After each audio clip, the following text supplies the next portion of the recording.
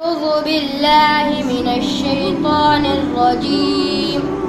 بسم الله الرحمن الرحيم. سورة الكهف مكية، آياتها 110، ركوعاتها 12. بسم الله الرحمن الرحيم.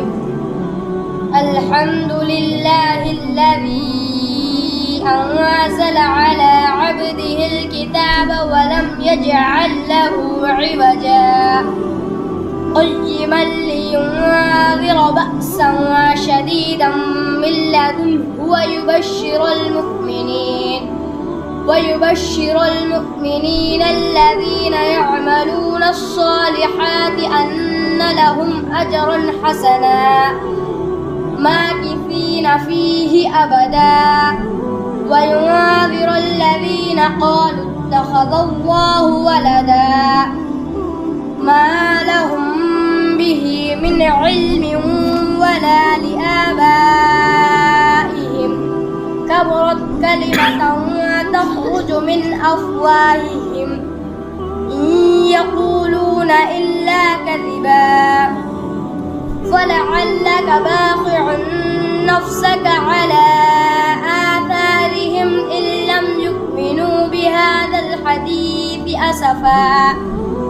إنا جعلنا ما على الأرض زينة لها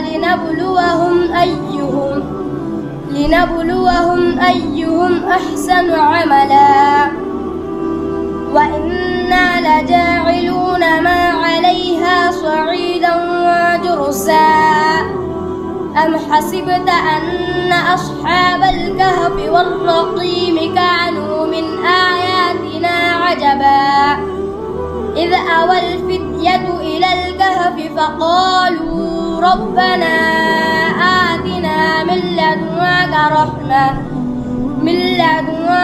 رحمة وهيئ لنا من أمرنا رشدا. فضربنا على آذانهم في الكهف سنين عددا ثم بعثناهم لنعلم أي الحزبين أحصى لما لبثوا أمدا. صدق الله العظيم.